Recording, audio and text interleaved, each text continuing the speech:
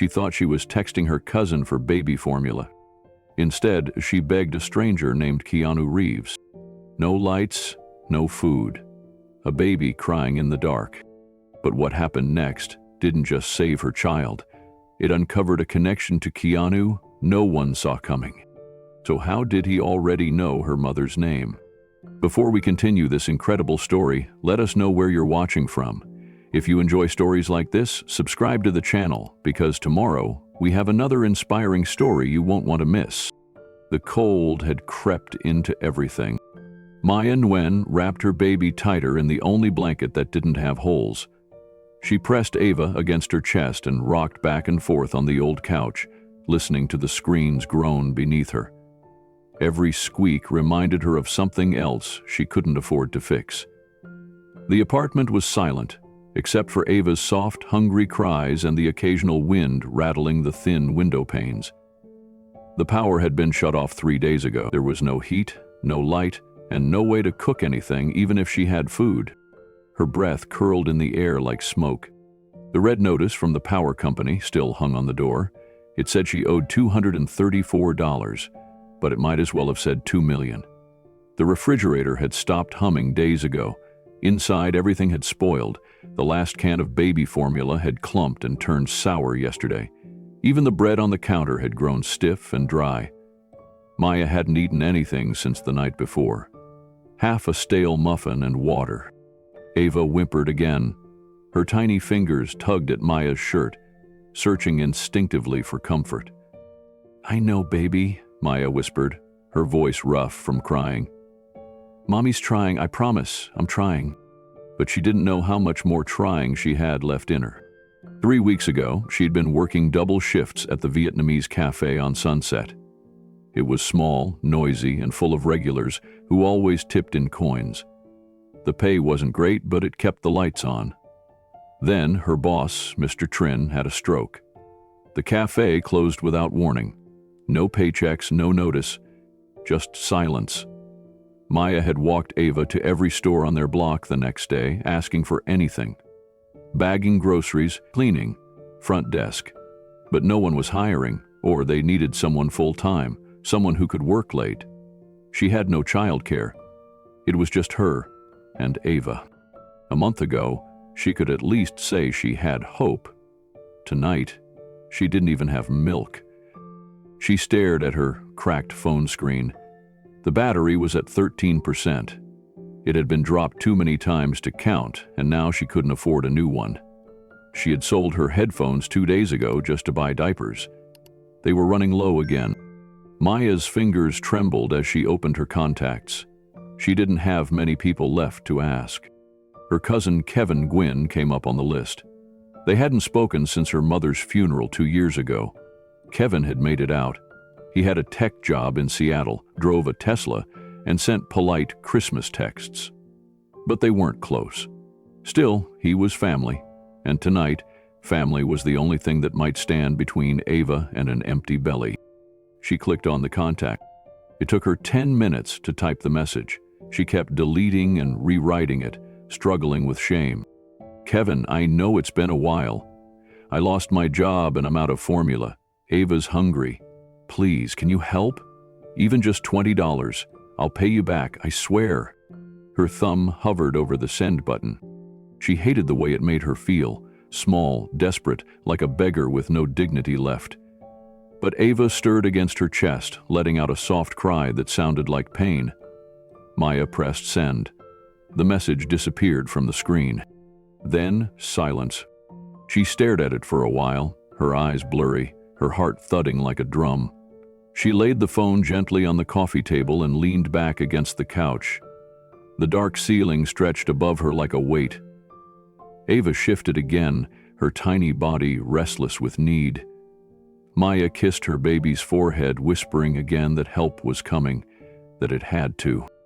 "Uncle Kevin's gonna come through," she whispered, barely audible. "He's got to." But her stomach twisted, because she didn't really believe that. Kevin had always judged her, quietly but with eyes that said everything. When she'd gotten pregnant at 24, he'd told her she was ruining her life. that she'd made her bed and now she had to lie in it. He hadn't been there for the baby shower. He hadn't sent a gift when Ava was born. He didn't even return her last call. But tonight, Maya was out of pride. She had already tried every local program, every food pantry, every shelter. The only formula Ava could digest cost $28.00 a can, and the cheapest version made her sick. Maya had pawned her old engagement ring 2 weeks ago. It had gotten her enough for 1 more week of formula. That week ended yesterday. Outside, a siren wailed far away. Probably someone else in pain, someone else trying to survive this city. Maya curled up on the couch with Ava resting on her chest. The baby finally drifted into an exhausted sleep. Her soft breathing calmed Maya's nerves a little, just enough for her own body to give in. She pulled the thin blanket up to their chins and shut her eyes.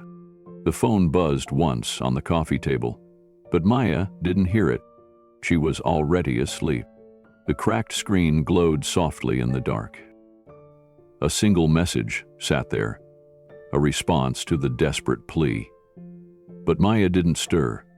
Her body, worn down by hunger and cold, was too tired to react. Her baby stirred slightly, let out a soft whimper, then settled again against her mother's heartbeat. The name at the top of the screen was not Kevin Quinn. It read, K. Reeves. Maya hadn't realized her mistake. In her desperation, her thumb had tapped the wrong name. Right below Kevin's contact, there was one she didn't remember ever saving. K. Reeves. Maybe it came from a group text years ago. Maybe it had synced from a friend's phone. Maybe it had been sitting there all this time, unnoticed. But now it was open, and the message had been read. The reply was short, but not cold. I think you might have the wrong number, but tell me what you need. I'm listening. No emojis, no judgment, just calm words in the middle of chaos. The apartment stayed dark. The refrigerator stayed silent. But something had changed. Maya didn't know that yet. She breathed evenly beneath the blanket, her face pale with exhaustion, her arms wrapped around her childlike armor. And beside them, the phone continued to glow. Later, she would replay this moment in her mind over and over. The moment when everything started to change. Not with an offer, not with money, but with a message from a man she didn't know. A man who, by morning, would know her name, and who already, without saying so, had made a quiet decision. To help, to answer the cry of a stranger in the dark, and to follow the thread of fate that neither of them could yet understand. Because this wasn't just about formula, or rent, or electricity. It was about something far deeper, something Maya would discover only later. For now, all she could do was sleep and wait, and unknowingly hold her baby close as the first light of a miracle reached across the city, through a cracked screen, a quiet reply, and a name she thought she'd never hear in her own life. The buzz of her phone startled Maya out of sleep. She jolted upright on the couch, disoriented, her heart thudding. For a moment she forgot where she was. But then the aching cold and the weight of baby Ava pressed reality back into her chest. The morning light filtered faintly through the gray curtains, casting a cold glow across the tiny apartment. Ava was still sleeping, tucked under Maya's chin. Maya's arms had gone numb from staying in the same position all night, but she didn't dare move too fast and risk waking her daughter. Instead, she reached slowly for the phone buzzing on the coffee table. The screen lit up. One new message. Her breath caught when she saw the name. Not Kevin. K. Reeves. Maya frowned, confused. That wasn't the contact she thought she'd messaged. She blinked, rubbed her eyes, and looked again. Yes. K. Reeves. Her stomach turned cold. She clicked the message open with shaking fingers. I think you have the wrong number, but tell me what you need. I'm listening. Her eyes widened. No emojis, no sarcasm, no annoyance. Just kindness from a complete stranger. Maya's heart began to pound harder now, this time from embarrassment, her whole body flushed hot under the thin blanket. She had poured her desperation out into a message meant for her cousin, and now someone she didn't even know had read it. Someone named K. Reeves. She couldn't think, couldn't breathe. Her fingers tapped quickly over the screen. "I'm so sorry. I meant to text someone else. Please ignore my message." She sent it, then stared at the phone, humiliated. She wanted to cry. The shame stung more than the cold. It wasn't just that a stranger had seen her beg. It was that someone out there now knew just how far she'd fallen. That she couldn't even feed her child. She pressed the phone to her chest and closed her eyes, whispering again to Ava, "I'm sorry, baby. Mommy's trying." She thought that would be the end of it. But the phone buzzed again. Maya froze. "Don't apologize. I'm serious. Tell me what's going on. What do you need? I might be able to help." She stared at the screen, her hands trembling. This couldn't be real. Was someone playing a joke? But there was no laughter in the words, no teasing, just steady concern. And in that moment, Maya realized she had a choice. Stay silent, or take the risk of trusting someone, anyone, because she had no one else left. Her fingers hovered above the screen, then slowly she began to type. "My name is Maya. I lost my job last month when the cafe I worked at closed. I'm a single mom. My daughter's name is Ava. She's almost 4 months old. I haven't been able to find work and my power got shut off 3 days ago. I ran out of formula yesterday. I thought I was texting my cousin. I'm really sorry for bothering you." She hit send before she could talk herself out of it. She waited. The 3 blinking dots appeared. The stranger was typing. Seconds later, another message came in. "You're not bothering me. I'm sorry you're going through this. Have you applied for assistance, food banks? What kind of formula does your daughter need?" Maya stared at the screen. This person wasn't just offering pity. They were asking real questions, trying to understand, genuinely listening. It had been so long since anyone had done that. She began to cry again, silently this time, careful not to wake Ava. The tears rolled down her cheeks and onto the baby's blanket. She wiped them away with her sleeve and typed, "I applied for WIC and other programs, but there's a wait list. The food bank near me is only open Tuesdays. I missed it this week because I didn't have anyone to watch Ava. The formula she needs is called Gentle Care Plus. It's the only one she can digest. It costs around $28.00 per can. I usually need 3 a week." The reply came almost instantly. "Are you near a grocery store?" Maya blinked, then typed back, "Yes, there's a small market about 6 blocks away. I can walk there." "Good. Send me the name of the store and your phone number. I want to help you." Her fingers froze. What was happening? Who was this person? Why were they being so kind? She looked down at Ava. Her baby's tiny lips moved in her sleep, searching. Maya swallowed hard. Her fear warred with her instincts. She didn't know who this stranger was, but she knew Ava needed to eat. And in that moment, nothing else mattered. She typed her number and the store's name and address, then added one more message. "Why are you helping me? You don't even know me." The reply didn't take long. "Because I know what it feels like to be powerless, and no baby should go hungry." Maya's heart cracked open. Whoever this person was, they weren't doing this out of charity. They understood. And somehow that made it feel safe. The minutes stretched like hours. Maya kept checking her phone, unsure what to expect. Was this real? Was someone truly willing to help? She didn't even know what she had just stepped into. Another buzz. "I just sent you something. Let me know if it comes through." Her hands shook as she opened the app. She gasped. $300.00. It was real. The money was sitting there in her mobile payment account. No request for payback, no conditions, no explanation.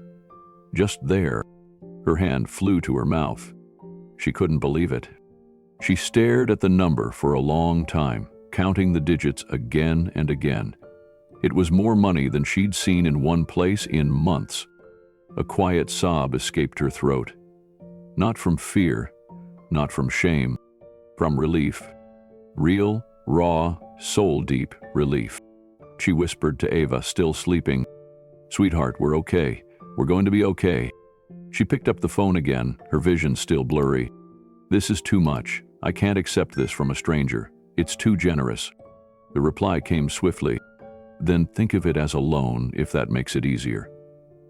Or as a thank you to your baby for making someone's day a little better." Maya's hands covered her face. How could someone she didn't even know be this kind? How could anyone care this much? She typed with trembling fingers, "Thank you. I don't even know how to say it. Just, thank you. You don't need to say anything. Just promise me you'll take care of her. That's all I ask." Maya looked down at her daughter. The baby stirred now, sensing warmth. Her cheeks were pink again, her eyelids fluttered. She was waking up. Maya smiled through tears. "She's hungry. I'm going to walk to the store now. Thank you for making that possible. Can I at least know your name?" There was a pause. Then the screen lit up. "You can call me Kay." Maya hesitated, then smiled softly as she typed back. "Thank you, Kay. My name's Maya, and this is Ava." "Hello, Maya and Ava. Everything's going to be all right now." Maya pressed the phone to her chest. She didn't know who Kay was. She didn't even know how this contact had ended up in her phone. But she knew this. A stranger had reached into her darkest hour and answered with light.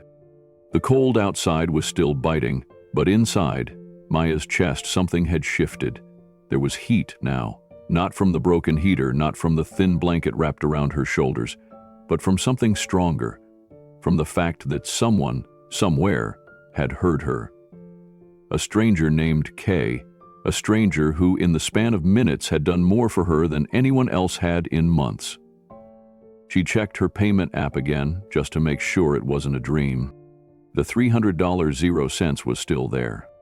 She stared at it, her thumb hovering over the screen like it might disappear. Her mind couldn't quite catch up with reality. Her body still felt frozen, but her heart had started to thaw. She looked down at Ava. Her daughter had woken up, fussing quietly in the blanket, her tiny fists stretched toward Maya's face, her lips opened and closed, searching again. "I know, sweetie," Maya whispered. "I know you're hungry." Her voice cracked. The tears came again, but this time they weren't the kind that came from fear. They were different. They came from the shock of having hope again. Real hope. She picked up her phone and typed, "Why are you doing this, really? I don't understand." She waited. The dots appeared. Because no baby should go hungry, and no mother should feel like she's failing just because she's struggling. Maya covered her mouth with her hand. That sentence didn't just feel generous. It felt like truth. Deep, human truth from someone who knew what it meant to go through something. She took a deep breath and texted again. "Can I ask something else? Do you have kids?" The reply came. "I do. I have a sister I helped raise when our mother was sick, and later someone I loved who got very sick too. I've seen what it means to be helpless. I've also seen what strength looks like. You're doing more than most people ever have to. Don't ever think that's failure." Maya's hands trembled again. She felt like she was hearing something she hadn't allowed herself to believe in a long time, that she wasn't weak, that she was doing enough, that she mattered. She looked around the room. It was still dark, still cold, still silent, except for Ava's soft cries. But now, it didn't feel hopeless. It felt like the start of something new. Maya bundled Ava into her warmest blanket, tucking the corners tight beneath her legs. The stroller's front wheel still wobbled, and one of the handles was wrapped in duct tape, but it would do. She opened the door and stepped outside. The morning air was sharp against her cheeks. But the sun was rising, casting a soft golden light across the sidewalk. It wasn't warm, but it wasn't bitter either. She pulled her hoodie tight and began walking. The grocery store was 6 blocks away. Normally, the distance felt endless. Pushing the stroller past cracked sidewalks and impatient drivers, Maya often felt invisible. But today, her steps felt lighter. People still rushed by, faces locked in their own worlds. But Maya didn't. She was about to feed her daughter, really feed her. Inside the store, the overhead lights buzzed and the linoleum tiles were worn down with time. But to Maya, it looked like a palace. Every shelf felt like treasure. She went straight to the baby aisle. Her hands reached out, instinctively searching for the purple and white label. Gentle Care Plus. 3 cans. She lifted them into the cart like they were made of glass. Next, diapers. A big pack, 2 weeks' worth. She added it to the cart. Then, something for herself. She hadn't eaten properly in days. She picked up a small loaf of bread, a dozen eggs, a carton of milk, and a few bananas. Nothing fancy, but it felt like luxury. Finally, she walked past the toiletries aisle and picked up a bar of soap and toothpaste. It had been a week since she ran out. She wanted to feel clean again. At the register, she held her breath. She double-checked the total, $64.19. She tapped the payment app. The transaction went through without issue. The cashier handed her the receipt and a few thin bags. She looked at Maya with a curious smile. "Big day?" the woman asked. Maya didn't know what to say. She just smiled and nodded. The walk home felt shorter. Back in the apartment, the first thing she did was tear open the formula. She heated a small pot of water on the camping stove she kept under the sink. Once it was warm, she poured it into the bottle, mixed the powder and tested it against her wrist. Perfect. Then she lifted Ava into her arms. "Okay, baby girl," she whispered. "No more crying today. Mommy's got you." Ava latched onto the bottle with quiet hunger, and for the first time in days, she drank. Ava's eyes slowly opened as she fed. Her cheeks flushed pink with warmth. Her fingers curled around Maya's thumb. Her mouth moved rhythmically as the bottle emptied. Halfway through the feeding, something happened. Ava stopped. She looked up at Maya and smiled. It was small, barely more than a twitch of the lips, but it was real. A soft, genuine baby smile that lit up her whole face. Maya gasped. It was the first time she'd seen that smile in over a week. The tears came back, full force. She bent over and kissed her daughter's forehead, unable to speak. Ava cooed softly and went back to drinking. When the bottle was empty, Maya held her upright and patted her back. A small burp escaped. Ava leaned into Maya's shoulder and let out a satisfied sigh.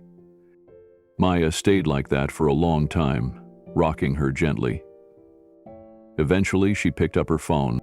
She opened the camera app and snapped a photo of Ava in her arms. Her face still glowed from that little smile. She sent it to Kay with a simple message. She smiled. "For the first time in days, thank you." The reply came quickly. That smile just made my whole day. Maya stared at the screen. She wanted to say more, but didn't know how to put it into words. Instead, she just typed, "I don't know who you are, but you're changing my life." There was a pause. Then the reply, "You're doing the same. You reminded me why kindness matters." Maya held Ava close again. The apartment was still cold. The lights were still off. The couch was still falling apart. But everything had changed. Because someone out there had cared. Not because of who she was. Not because of what she could give back. But because they believed she and her daughter were worth helping. A knock came at the door. It was Mrs. Kim from next door, holding a small bag of tangerines. "I saw you went out," she said kindly. "I figured you could use something sweet." Maya took the fruit and hugged her neighbor. She fed Ava. She ate 2 bananas and a slice of bread. Then she warmed her hands by the stove and looked around her little apartment. It wasn't much, but it was home.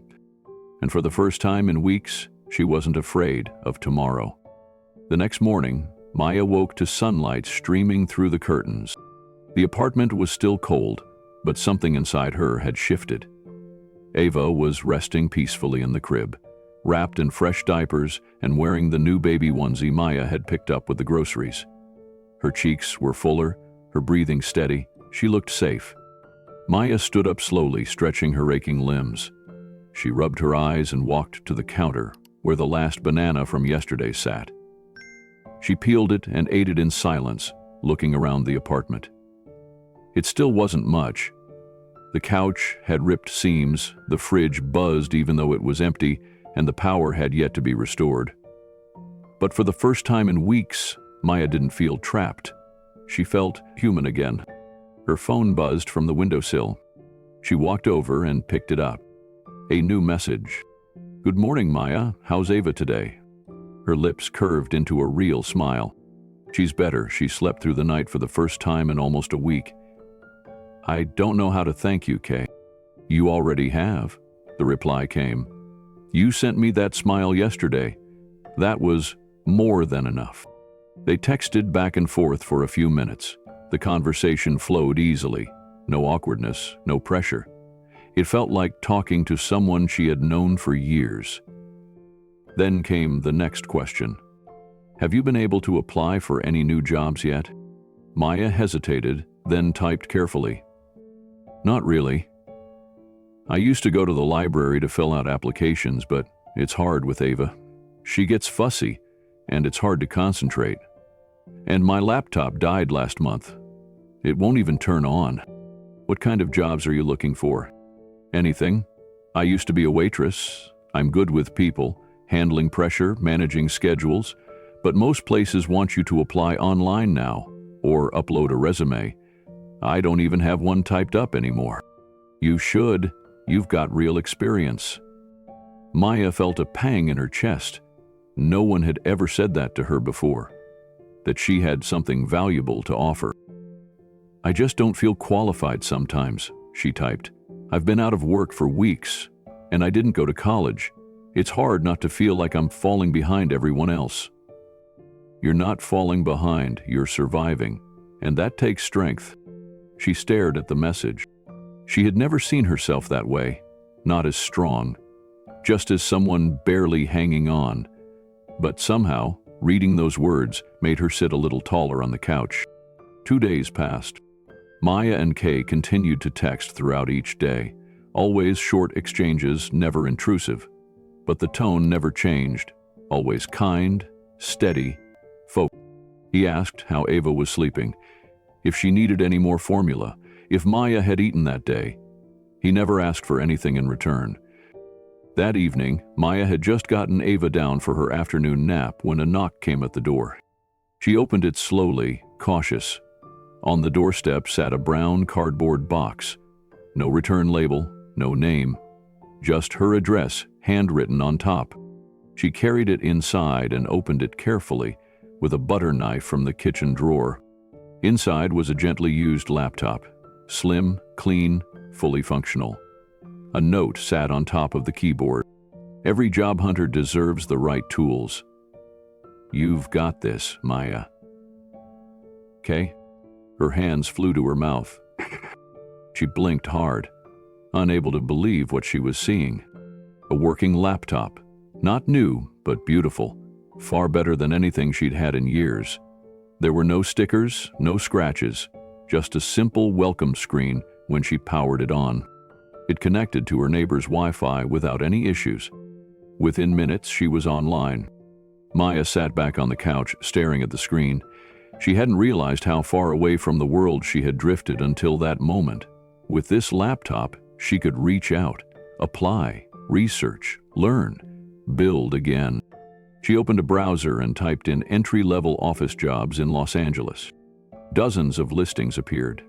She read through them, heart racing. Customer service, scheduling coordinator, data entry. She could do this.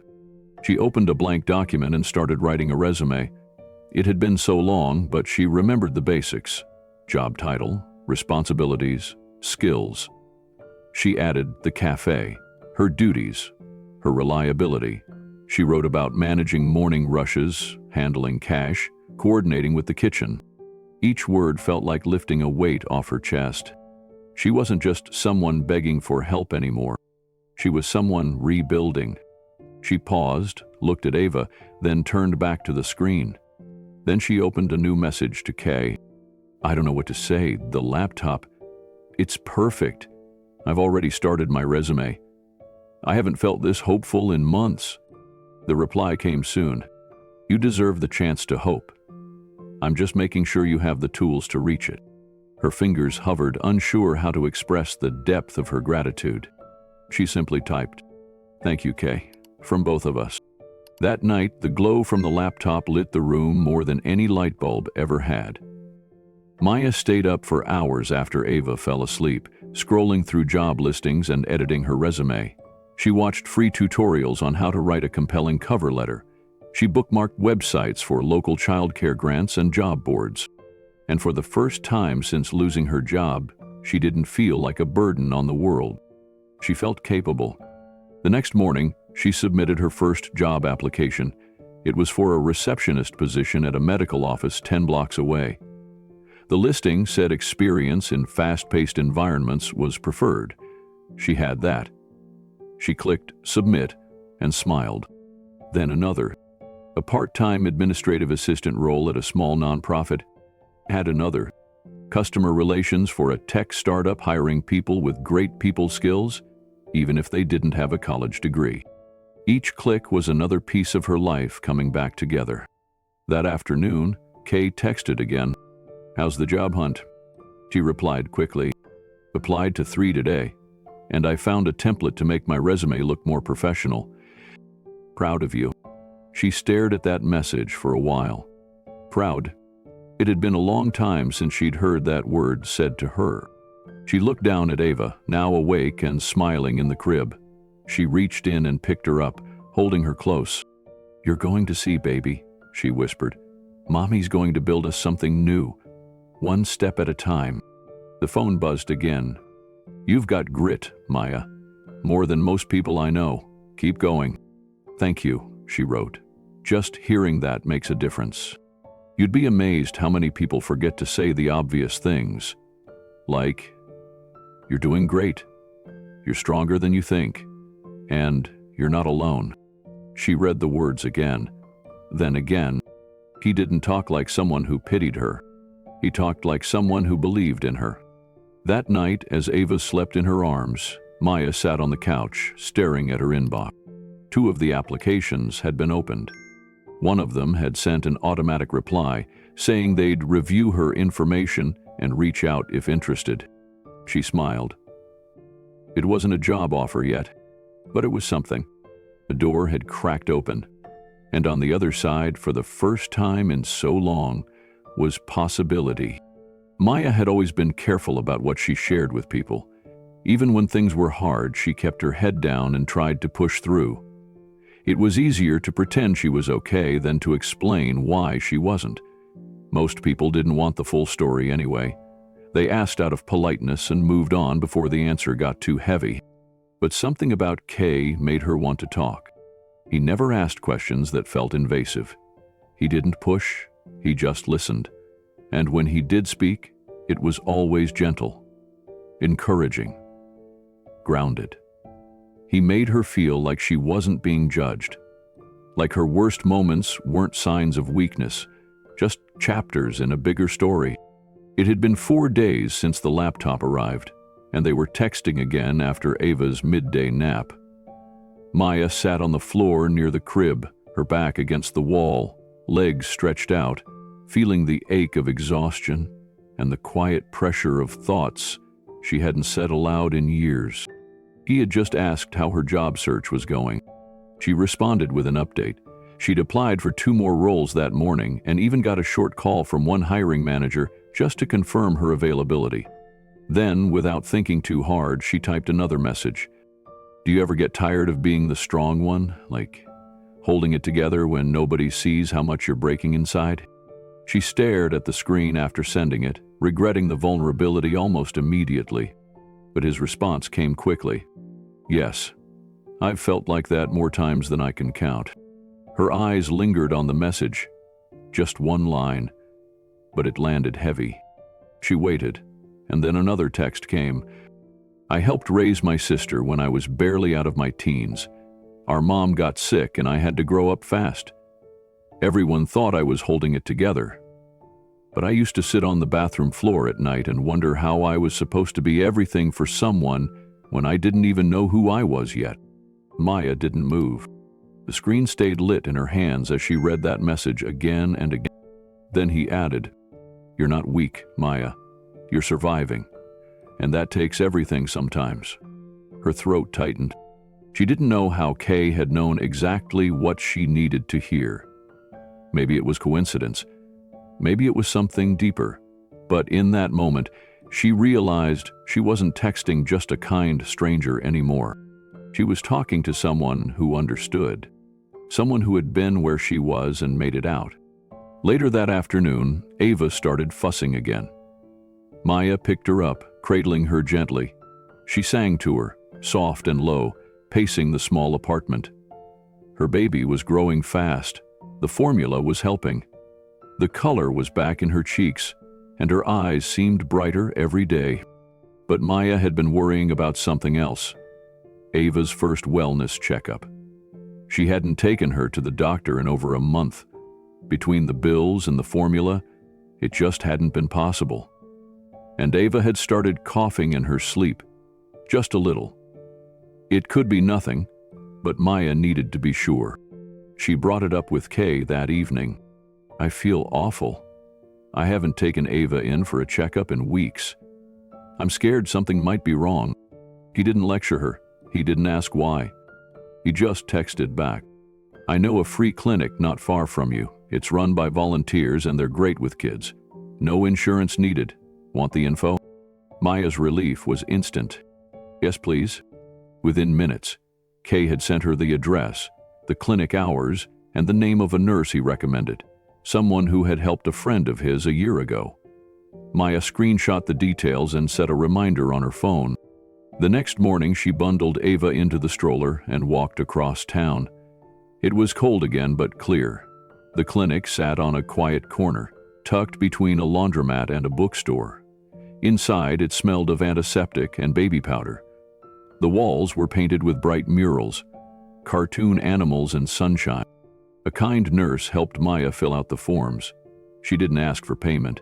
She just smiled and cooed at Ava, who was now wide-eyed and alert. The checkup went better than Maya could have hoped. Ava was healthy, gaining weight. Her cough was normal for her age. Her heart and lungs sounded strong. As they left the clinic, Maya sent a message to Kay. Ava's okay. Everything's okay. I can't believe how good it feels to hear that from someone in a white coat. The response came quickly. That's the best news I've heard all week. Thank you for letting me be part of it.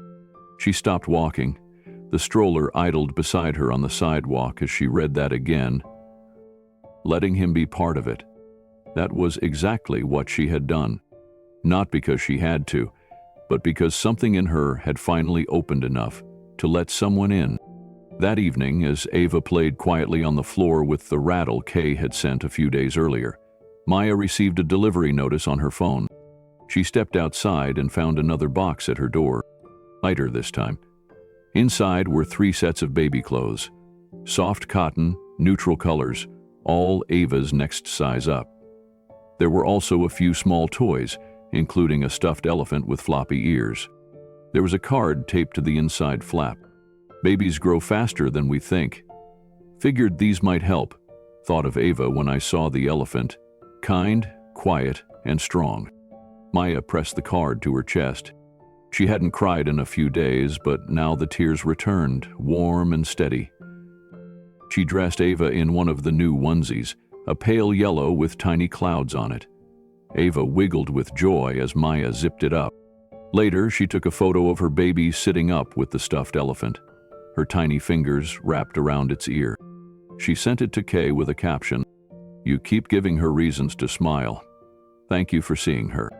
The reply made her breath catch. "She's easy to see. She has your eyes." Maya froze. It was such a simple message, but it felt intimate, not romantic, not forced, just seen. And she realized something else in that moment. She had been texting someone who had never once asked for anything in return. Not a photo of her, not a video call, not her address, not her past, not her stories. He had just offered kindness, and that, more than anything, had cracked the wall she'd built around her heart. That night, after Ava fell asleep, Maya sat by the window with the laptop open beside her and her phone in her hand. "Can I tell you something?" she typed. "Of course," Kay replied. "I haven't let anyone get close to me since Ava's father left, not even family. It always felt easier to shut down than to risk getting hurt again. But talking to you? It's different. I don't know why, but it feels safe." There was a pause. Then came the response. "Sometimes it takes a stranger to remind us we're still worthy of being cared for." You've got a light in you, Maya. People who lose everything and still choose to love, that's the strongest kind of person there is. She held the phone close, closed her eyes, and whispered into the quiet. "Thank you, Kay, for not walking away." It started with something small. Maya had just finished feeding Ava her afternoon bottle when she noticed her phone's storage was almost full. She opened her contact list, trying to delete old numbers she hadn't used in years. Her fingers scrolled past names she barely remembered, former co-workers, old high school classmates, a guy she once met at a job fair. Most had never texted her since, and then she saw it again. Keith, the name she had tapped by accident, the name that changed everything. She froze. Why had that contact even been in her phone? She'd assumed it was a glitch, maybe a wrong sync from an old email account. But the more she stared at it, the more confused she became. This wasn't a contact she remembered creating. Her phone, a hand-me-down she'd gotten from her neighbor Mrs. Kim 6 months ago, had come preloaded with some saved contacts. She had cleaned most of them out when she first started using it, or at least she thought she had. But now something about this one stuck out. Keanu Reeves. Her stomach fluttered. It couldn't be, could it? She sat on the couch and thought about everything that had happened in the last few weeks. The calm tone, the kindness, the way this person always avoided personal details, the wisdom in his messages, the depth of his empathy. And then something clicked. During one of their early conversations, she had asked if Kay had children. He had said something about raising a sister and losing someone he loved. Then there were the references to travel, helping others quietly, and not needing recognition. And now this contact name, a full name that matched one of the most famously private, generous people on the planet. Keanu Reeves. Maya's heart began to race. It felt ridiculous to even think it. She had grown up seeing him in movies. Everyone knew about him. But this couldn't be real. Why would someone like that ever respond to a random mother's late-night plea for help? Still, she couldn't ignore the coincidence. Her fingers hovered over the screen. She opened their message thread, heart pounding. She read through it again. The voice was so steady, so humble, so kind. She tapped out a message, hesitated, then deleted it. Then she typed again. "This might sound crazy, but are you the Keanu Reeves?" Her thumb hovered above the send button. Then, with a deep breath, she pressed it. The message sent, and silence followed. The minutes crawled by, then hours. Maya stared at her phone all afternoon, checking for signs that Kay had read the message. Nothing. She checked the timestamp. Still unread. Had she crossed a line? She couldn't stop second-guessing herself. Why did she even ask? Things had been going so well, she didn't need to know who he was. He had helped her when no one else had. He had earned her trust. His name didn't change any of that. But now the question sat between them like a wall. By sunset, she had nearly talked herself into sending a follow-up message apologizing. But something held her back. Maybe it was pride, or fear, or maybe it was hope. She tried to distract herself by giving Ava a bath in the kitchen sink. The baby splashed with delight, her giggles echoing off the tiled walls. Maya dried her off and dressed her in the soft green onesie from the latest package. She looked so big now, her cheeks full, her arms strong. The transformation in just a few weeks was remarkable, and it was all because someone had answered a text sent by mistake. Maya sat down with Ava in her lap, rocking gently, phone still in hand. Still no response. She didn't even realize how long she had been staring at the blank screen until it buzzed. Her heart jumped. One new message. From Kay. She tapped it open. The words were simple. Would that change how you see me? Maya froze. She read it again. Would that change how you see me? Not a yes. Not a no. Just a question. She stared at those 8 words, unsure how to respond. It was such a gentle deflection, and yet it carried weight. Deep weight. Because underneath it, there was something real, something careful, something tired. She could feel the tension in the way it was written, like he had been asked this question before, like he wasn't sure if answering it would open something or ruin something. She took a breath and typed back, "No, you've already changed how I see the world. That's what matters." There was no immediate reply, but Maya didn't need one right away. Because what she had just realized was that the truth, who Kay was or wasn't the most important part of this story. What mattered was that someone saw her, helped her, believed in her when she didn't believe in herself. And for the first time in a long time, she believed that was enough. Still, her mind wandered. If it really was Keanu Reeves, then everything made more sense. The calmness, the humility, the patience, the refusal to judge, the constant effort to stay anonymous.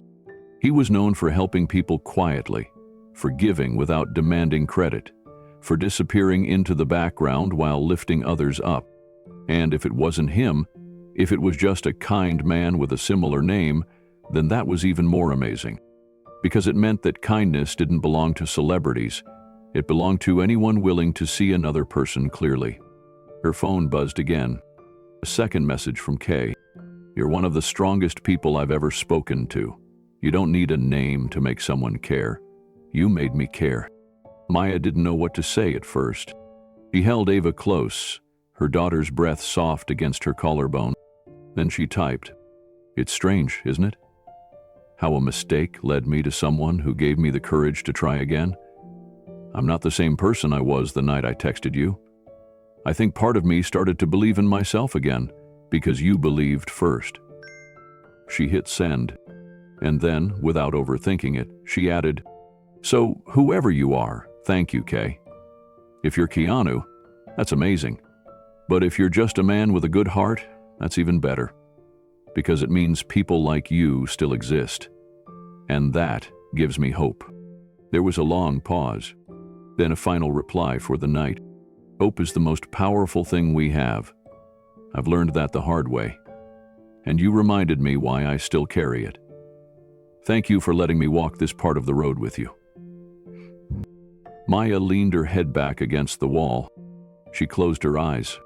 For the first time in years, she didn't feel small. She didn't feel ashamed. She didn't feel forgotten. She felt seen. Whoever Kay really was, he had become something more than a name. He had become part of her story. And she was no longer afraid of the future, because now she had proof that even in a world full of distance, judgment, and silence, there were still people who would answer a stranger's cry. The next morning, Maya woke before Ava. The room was quiet, the air still cool. For once, she didn't feel that familiar pang of dread in her chest. She pulled the blanket tighter and sat on the edge of the couch, her eyes drifting to the baby monitor beside her. Ava was still curled up in her crib, her tiny chest rising and falling steadily. Maya picked up her phone and looked at her last messages with Kay. The night before still felt unreal. The mystery of who he was remained. But something had changed, not just in their conversation, but in her. She scrolled back to the line he had sent. Life. You don't need a name to make someone care. You made me care. A slow warmth spread through her chest. He was right. He had shown up when no one else had. He hadn't asked for attention or recognition or thanks. He'd just been there. Steady, consistent, patient. And now, Maya understood something that had taken her weeks to see clearly. It wasn't about who he was. It was about what he had done. Still, her curiosity lingered. She opened her browser and searched Keanu Reeves' personal life. She didn't dig deep, just glanced through a few public articles. A few things stuck out immediately. His childhood was fractured. His father left early. He moved often. Lost people he loved.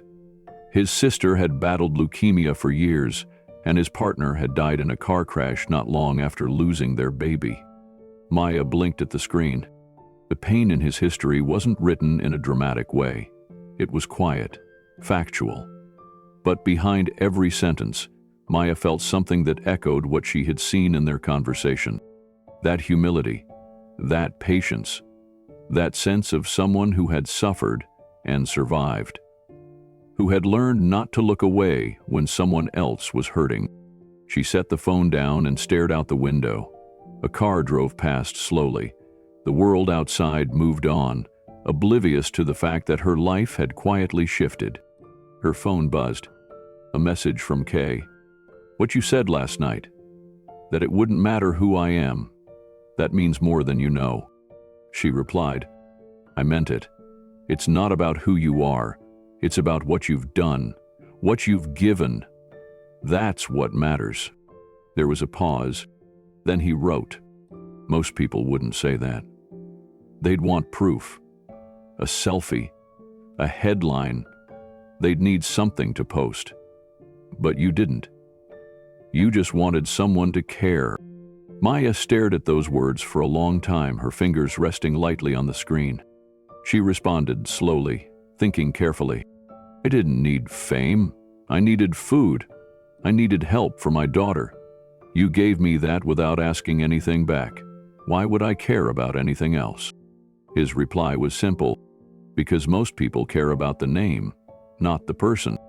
Maya thought about that, about all the interviews she'd seen where celebrities were cornered by questions, pulled into spotlights, reduced to headlines, and then she thought about her own story, how she'd gone from sleeping in the cold with no formula to receiving groceries, a laptop, a stroller part, and daily encouragement from someone who never once made her feel small.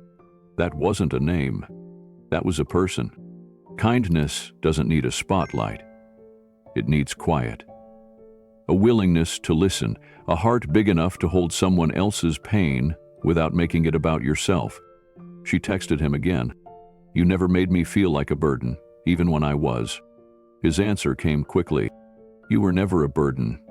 You were a mother trying to survive. There's a difference. She covered her mouth with her hand. That sentence unraveled something inside her, something that had wrapped itself around her heart and whispered lies, that she was lazy, unworthy, broken, that her situation was her fault, that if she were stronger, smarter, better, she wouldn't be struggling. He had just torn that lie apart with one line. She didn't need a lecture. She needed that truth. That afternoon, while Ava napped, Maya opened the laptop and began organizing her resume again. She updated her skills list, added a new cover letter, and bookmarked 3 more job listings. Then she began writing a short email to a hiring manager for a customer support role. Her tone was confident, simple, clear. As she typed, she thought of Kay's messages. She imagined his voice, calm and reassuring, repeating his words. You're not weak, you're surviving. She hit send and smiled. Her phone buzzed again. By the way, Kay had written, I rarely reply to messages from fans or strangers, but yours? Something about it felt different. She replied, because it wasn't a fan message, it wasn't a compliment, it was a cry. Exactly, he wrote. You weren't asking for attention, you were asking for help. And you weren't asking for yourself, you were asking for Ava. That moved me. Maya let out a shaky breath. Yes, that was true. She hadn't wanted recognition. She'd just wanted her daughter to be okay. That evening, after feeding Ava and cleaning up, Maya sat down near the crib. She turned down the lights, swaddled Ava in a soft blanket, and sang her usual lullaby. Her daughter's tiny fingers wrapped around Maya's thumb, eyes fluttering closed. When she was finally asleep, Maya picked up her phone. "Can I ask something?" she typed. "Always," Kay replied. "What made you help me? Out of everyone you could have ignored, why did you answer me?" There was a pause. Then the answer came. "Because it reminded me of a night years ago when I needed someone, and no one answered. I promised myself if I ever had the chance, I'd be the person who said yes." Maya closed her eyes. She pictured that version of him, whoever he was, sitting alone, hurting, waiting for someone who never came. She imagined the silence, the pain, and then she imagined what it must have taken to turn that pain into compassion, to turn loneliness into kindness. She wrote back, "You kept that promise, to yourself, to Ava, and to me." His next message was quiet. "You made it easy. You didn't want a miracle. You wanted formula, diapers, a shot at trying again. You didn't ask to be rescued. You just asked for a chance." Tears welled up in her eyes again, but they weren't heavy this time. They were light. "I'm still just me," she wrote. "I still live in a small apartment, still figuring it out. But every time Ava smiles, I remember what you did, and I think maybe I can be someone like that for someone else someday." The reply came fast. "You already are. You've shown more courage than most people ever have to. You've fought for your child every single day. Don't ever forget that." She didn't know what to say, so she sent a picture of Ava, asleep with the elephant plush tucked beside her cheek. Then she typed, "She's growing, she's happy, and so am I. Not because everything's fixed, but because I'm not alone anymore." Key responded with only 2 words, "Neither am I." Maya sat there for a long time, looking at those words. Neither am I. It wasn't a declaration. It wasn't dramatic. It was quiet, true. She thought about all the things she didn't know about him and realized they didn't matter. Whether he was Keanu Reeves or just someone with a borrowed name and a big heart, he had become something more than a mystery. He was a lifeline, not because of fame, spoken, but because of faith. Faith in her, in Ava, in kindness. Faith that sometimes the world sends you exactly the person you need, right when you're brave enough to ask. It had been nearly 2 weeks since Maya first applied for jobs using the laptop Kay had sent. She checked her email every day, always hoping, always preparing herself for silence. A few rejections came through, polite, generic, cold. She didn't take it personally anymore. The disappointment still stung, but she had learned not to let it sink her. Ava was growing stronger too.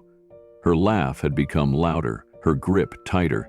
She was starting to sit up without wobbling. Every small milestone gave Maya a renewed sense of purpose. She and Kay still texted every day. Some mornings they talked about baby milestones. Some nights they exchanged quotes about courage and hope. Kay never shared where he lived, never gave away his full name. But Maya had stopped needing that. She had come to value him for the consistency of his care, not the mystery behind his identity. Then, one Wednesday morning, her phone buzzed earlier than usual. "I know someone running a nonprofit in your city. They're hiring for an assistant coordinator. I mentioned you." Maya blinked at the screen. She reread the message. Twice. Her heart thumped faster. "Me?" she typed. "You mentioned me? For a real job?" "Yes." "I told them you'd been a single mom, juggling everything without giving up. They're impressed already." Maya's fingers trembled. "What kind of nonprofit is it?" "Kay, they focus on clean energy education and outreach.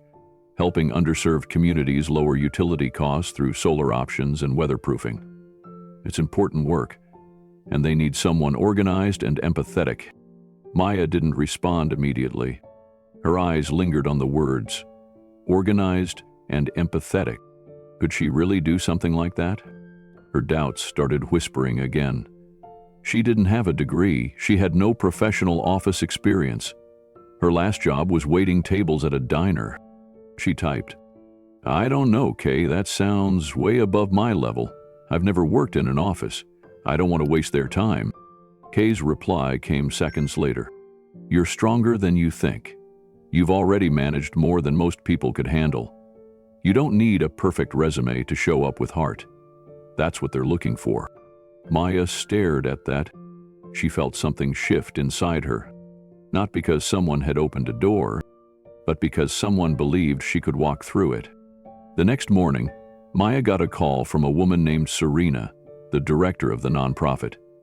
Her voice was warm and welcoming. She thanked Maya for taking the time to speak with her, then jumped right in. "Kay told me a bit about your situation," Serena said. "He didn't give many details, but he said you were someone who knew how to stay calm under pressure, who's resourceful, and has excellent people skills." Maya swallowed hard. "I'm honored, honestly. I didn't expect someone to speak on my behalf." "You come highly recommended," Serena replied. "I'd love to meet you in person. Are you available for an interview this Friday?" "Yes," Maya said before she could second-guess herself. "Yes, I can be there." She hung up and sat on the couch, her heart pounding. Ava was giggling on the floor with her elephant plush. Maya scooped her up and kissed her forehead. "Okay, baby girl, Mommy's got an interview." That night, she texted Kay. They called. "I have an interview on Friday. I'm scared out of my mind." Being scared means it matters. But don't forget, you've already survived worse than an interview. What if I mess it up? What if I blank? Then you breathe and try again. But I don't think you will. I think you'll walk in there and remind them why I sent your name in the first place. She smiled at that. On Friday morning, Maya dressed carefully in the best clothes she had. She wore black slacks, a pale blue blouse, and flats. Her hair was pulled into a low bun. Mrs. Kim next door offered to watch Ava, while Maya went to the interview. As she walked into the office building where the nonprofit was located, Maya felt her legs wobble. The space was bright and filled with plants and posters about sustainable energy and equity. A receptionist offered her a seat and a bottle of water. Serena came out moments later with a broad smile. "Maya, I'm so glad you made it." They sat in a small meeting room and Serena asked questions gently. "What made you want to apply for this job?" Maya paused, then said honestly, "Because someone helped me when I needed it, and now I want to be part of something that helps others the same way." Serena nodded slowly. "That's exactly the kind of heart we want here." The interview continued for 20 minutes. Serena asked about Maya's time managing shifts at the diner, coordinating takeout orders during rush hour, calming down angry customers, multitasking with little support. Maya answered with growing confidence. She hadn't realized until that moment how many transferable skills she had. When Serena asked what she hoped to gain from the job, Maya said, "Stability, purpose, a chance to contribute to something bigger than myself." After the interview ended, Serena walked her to the door and shook her hand. "You'll hear from us by Monday," she said. "But between you and me, I think this is a good fit." Maya smiled, thanked her, and walked out into the sunlight, feeling like something had shifted in her bones. She didn't know what would happen next. But for the first time in months, she had walked into a place that treated her like she had something valuable to offer. She'd picked up Ava from Mrs. Kim's, texted a quick thank you, and spent the rest of the afternoon playing on the floor with her daughter. She felt lighter than she had in weeks. That evening, her phone buzzed. A message from Kay. "How'd it go?" She took a deep breath, her fingers hovering above the keyboard. "Better than I ever expected. I think I actually felt like I belonged there." "Because you do. I'm proud of you, Maya." The next day passed slowly, then Sunday, and then, Monday morning, her phone rang. It was Serena. "Maya," she said, "we'd like to offer you the position." Maya couldn't speak. Her throat tightened. Tears filled her eyes. "I'd love that," she whispered. After the call ended, she sat with Ava and cried. Then she opened her phone and typed a message to Kay. "I got the job." The reply came almost instantly. "I never had a doubt." "Thank you," she wrote. "You didn't just open a door, you reminded me I could walk through it. Especially. That door was always yours to open. I just helped you find the handle." She looked at Ava, who was babbling softly and crawling toward her. Maya picked her up and held her close, feeling the full weight of everything that had changed.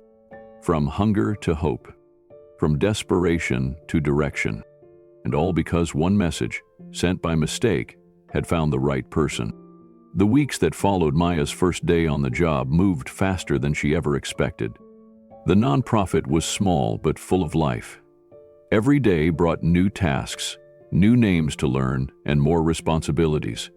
She worked closely with Serena, helping schedule educational workshops for families, managing calls from local housing authorities, and organizing outreach programs that brought clean energy solutions to low-income neighborhoods.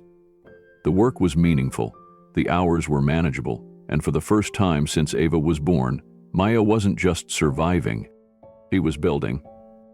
The first paycheck arrived 2 weeks after she started. It wasn't large, but it was enough to cover rent, groceries, diapers, and a little extra for savings. Maya stared at the deposit notification on her phone, barely able to breathe. She had forgotten what it felt like to be financially stable, even if just barely. That night, after feeding Ava and finishing her dishes, she sat down at the kitchen table with her phone. She opened the thread with Kay. "I got my first paycheck today." The reply came instantly. "That's amazing. How does it feel?" Maya stared at the screen and typed. "It feels like breathing after holding it in for too long." Then, after a pause, she added, "I want to start paying you back, maybe not all at once, but in small amounts. I don't feel right keeping that money as a gift." There was a longer pause than usual. Then Kay responded, "You don't owe me anything. That money wasn't a loan. It was a lifeline. Consider it a gift." Maya bit her lip. "But I want to repay you. I want to do this the right way." He sent another message. "Then here's what you can do. One day, when someone else is where you were, help them. Pay it forward. That's all I ask." Maya let out a breath she didn't realize she was holding. She meant it. Someday, when she was able, she'd be the hand reaching back for someone else. In the following weeks, Maya and Kay continued to text daily. Some mornings he'd ask how Ava was sleeping. Other times he'd send tips about balancing work and motherhood. It wasn't just advice. It was the kind of gentle support that made her feel like someone was quietly walking alongside her. One afternoon, Ava surprised her by crawling across the floor, slow and clumsy, but determined. Maya clapped, cheered, and recorded the whole thing on her phone. Later that evening, she sent the video to Kay. Ava wobbled forward in the clip, reaching for the stuffed elephant he had sent weeks ago. She grabbed its ear and laughed. Maya's message said, "She crawled today, and she went straight for the elephant. I think she remembers who gave it to her." Kay's reply came quickly. "She's strong, like her mom." Maya smiled, her heart full. Then Kay sent another message. "My sister used to crawl like that, one hand dragging behind. We thought she'd never walk straight. Then one day she stood up and took 3 steps before falling flat on her face. She got up crying, but she kept trying. 2 weeks later, she was running." Maya read the message slowly. She didn't know much about his sister, only that Kay had mentioned raising her when she was sick. She hesitated, then asked gently, "You helped raise her, right?" "Yeah. Our mom was mostly gone, our dad wasn't around. It was just the 2 of us for a long time." "Was she older or younger than you?" "Younger. 3 years. She was fierce. Smarter than me. Braver, too. Maya wanted to ask more, but she didn't push. Still, Kay kept going. She got sick in her early 20s. Leukemia. It hit fast and hard. We fought like hell, but sometimes life doesn't bend the way you want it to. Maya felt a lump in her throat. "I'm so sorry," she wrote. "It was a long time ago. But she'd have loved someone like you. She believed in people more than anyone I've ever known." Maya read that over and over. "That means a lot," she replied. "I feel like you've helped me more than anyone ever has, and I don't even know your face. The employee who dared take. Sometimes the heart matters more than the face. You and Ava reminded me of everything I thought I'd lost. Hope, purpose, connection. You gave that back to me." Days turned into weeks, and Maya fell into a rhythm that felt almost normal. She woke with Ava before sunrise, fed her, got her dressed, and dropped her off at Mrs. Kim's. Then she walked to work, often with a podcast in one ear and Kay's messages in her mind. The days were busy, full of calls, events, and small victories. In the evenings, she returned to Ava's giggles, bedtime routines, and quiet, steady texts from the man who had saved her life, without ever showing his face. One night, after Ava had fallen asleep, Maya sat at the kitchen table and wrote a message that had been sitting in her heart for days.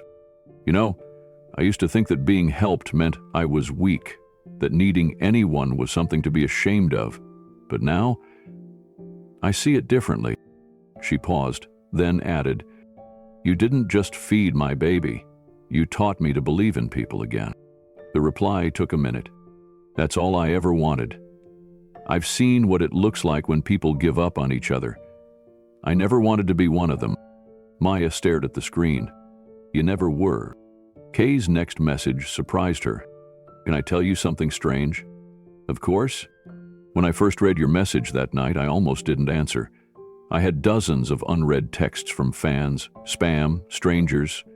I was going to delete them all. But yours. Something about the way you said, 'I'm so sorry to ask.' It wasn't a demand. It was raw. It reminded me of something I'd buried." Maya's breath caught. "And now I can't imagine not answering." She blinked back tears. He wasn't just her helper anymore. He was her friend, her confidant, had walked her through the darkest valley of her life and asked for nothing in return. Maya picked up her phone again. "If Ava ever asks me how we made it out, I'm going to tell her about the night I texted a stranger and how that stranger changed everything. And if she asks why?" Maya smiled through tears. "Because you kept your promise to be the person you needed once, and you became the person I'll always be grateful for." It started on a quiet Sunday afternoon. The sun filtered gently through the dusty blinds, casting stripes across the floor where Ava lay kicking on her blanket. Maya had finally decided to tackle the one task she'd been putting off since moving into the apartment, organizing the storage boxes in the hall closet. Most of them had been left untouched since she moved in. A mix of hand-me-downs, baby items, and a few small boxes marked Mom in faded black ink. Maya hesitated before opening one.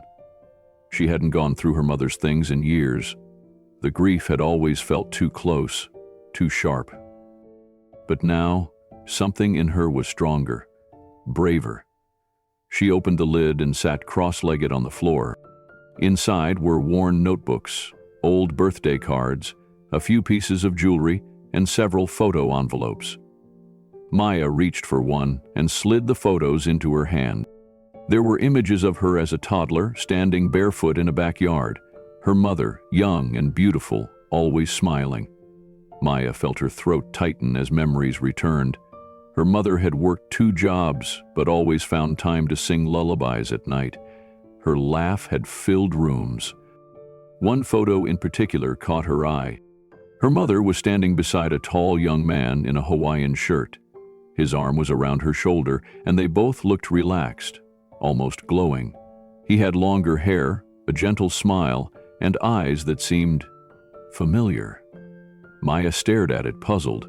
The colors were faded, but there was something unmistakable about the man's face. She flipped the photo over. On the back, in her mother's careful handwriting, were the words, "With KR, May 1990. Maya sat very still. PF. Her pulse quickened. She looked again at the photo. The smile, the posture, the presence. No way. It couldn't be. She reached for her phone and opened the thread with K. She hesitated. Her fingers hovered over the keyboard. Then she attached the photo and typed, "I found this in my mom's old things. The back says, with KR, May 1990. Is this you?" She hit send before she could overthink it. Ava cooed beside her, kicking at the air. Maya stared at the screen, heart pounding. 10 minutes passed. Then her phone buzzed. One new message. She opened it. His reply was short. "That's me. Your mom was one of the kindest people I ever met." Maya's entire body went still. She read the message again, her heart thudding. "That's me. Your mom was one of the kindest people I ever met." Her throat tightened, her fingers trembled as she typed a response. "Wait, you knew my mother? For real?" The 3 dots appeared, then disappeared, then came back. Finally, a new message arrived. "Yes. We met in the spring of 1990. I was filming in the city where she worked. We met at a local bookstore. She helped me find a gift for my sister's birthday. We ended up talking for 2 hours. Maya blinked, stunned. "She never told me that," she typed. "She passed away when I was young, so I don't know much about that time in her life." He replied, "It was a brief moment, but it stuck with me. She was generous, thoughtful. I was still figuring out who I was back then, and she had this calm strength about her." Maya stared at the photo again, now seeing it through new eyes. Her mother, smiling, soft-eyed, standing beside someone she had clearly trusted enough to capture the memory in film. "Did you stay in touch?" "Not for long. I moved on to the next project, and life kept moving. We exchanged a couple letters, that was all. But I never forgot her." Maya sat back, trying to breathe. This wasn't just about kindness anymore. This wasn't just a stranger who'd answered a wrong number text. This was someone who had once stood next to her mother, someone who had a connection to her past she never could have imagined. "I don't even know what to say," she typed. "It's like the world got smaller and bigger, all at once." He responded, "Sometimes we don't realize how threads from the past keep weaving through our lives, but they're always there, quiet, waiting for the right moment to show themselves." Maya let those words sink in. She felt like a puzzle piece had clicked into place, but not in a way that solved everything, in a way that opened a new mystery. She looked at Ava, now asleep on her side. "Did you know who I was when I first messaged you?" Maya asked. There was a pause. "No, I didn't. Not at first." Then another message. "But when you told me your full name, something about it stirred a memory. And then when you sent your address for the delivery, the city matched. I looked up the obituary later that night. That's when I knew." Maya's heart swelled and broke all at once. "Why didn't you say anything?" she asked. "Because I didn't want that to be the reason I helped you. I didn't want it to feel like charity or obligation. I helped you because you needed help, because you reminded me of her, of the way she saw people, gave without needing anything back." Maya wiped at her eyes. This man, this mystery, had not just helped her out of kindness. He had honored a memory, her mother's memory. "I wish she had told me about you," Maya wrote. She probably didn't think you'd need that story. Or maybe she wanted to keep it just for herself. A small moment of light. Maya looked around the apartment, her daughter's toys, her laptop, her work bag, her pay stub sitting on the table. Her entire life had changed. Because of a moment, a memory, a connection that started long before she was old enough to remember. She typed again, "Do you think Do you think she'd be proud of me? He didn't reply right away. When he did, it was just one line. She'd be in awe of you. Maya pressed a hand to her mouth, tears flooding her eyes. Ava stirred in her sleep, but didn't wake. She sent one more message. Finding that photo, that wasn't a coincidence. Some things are meant to resurface when you're ready to see them. Maya believed that now. The world had nudged her in 100 quiet ways. A recycled phone, a wrong text, a memory in a box, a face in a photo. And somehow, through it all, she had found not just help, but history. She had found a man who had known her mother in a time before everything fell apart, and who had, without even realizing it, stepped back into her life right when she needed a miracle. Only it hadn't come with flashing lights. It had come with food, with a laptop, with quiet words sent through a cracked screen at 2 a.m., and with a photo, a forgotten image that would now stay pinned to her fridge, not just as a reminder of the past, but as proof of what can happen when the world sends you exactly the right person at the exact right time. Later that evening, Maya sat on her couch, the photograph still resting on the table. The lighting had softened as the sun dipped behind the trees outside her window. Ava was asleep in her crib, her stuffed elephant tucked into the corner. Maya hadn't stopped thinking about what Kay had said, about her mother, about 1990, about how two lives had intersected, disappeared, and somehow, impossibly, intertwined again 33 years later. She picked up her phone and typed one question. "Can you tell me the whole story about how you met her?" The reply didn't come instantly, and for a while, Maya assumed he wouldn't answer that night. Then her phone lit up. It was a studio lot in LA. I was 25, still chasing roles. I'd booked a few parts, but none that paid well. It was the summer before my first real break. He paused before continuing. "Your mom worked in production," to one of the line producers. She was quiet, organized, always polite, but never fake. She carried this little notepad everywhere, writing down everything, double-checking the call sheets when others forgot. I didn't talk to her much at first. I didn't think she noticed me. Maya sat in silence, reading each line slowly. Anyway, I showed up to a fitting. I hadn't eaten in almost 2 days. I was living out of a one-bedroom with 3 roommates, doing whatever side jobs I could. My face must have looked pale, or maybe she just noticed something. Maya felt her breath catch. She pulled me aside, handed me half a sandwich wrapped in foil, and said, "Don't let pride keep you from taking care of yourself." I didn't even respond. I just took it and walked away. That sandwich? It tasted like heaven. It wasn't just food, it was being seen. Tears welled in Maya's eyes. She had never heard this story. Her mother had never mentioned working on a studio lot, or helping a struggling actor, or meeting someone who would one day become this. She wiped her eyes and kept reading. Keanu Reeves. After that, she started saying hi more. Nothing dramatic.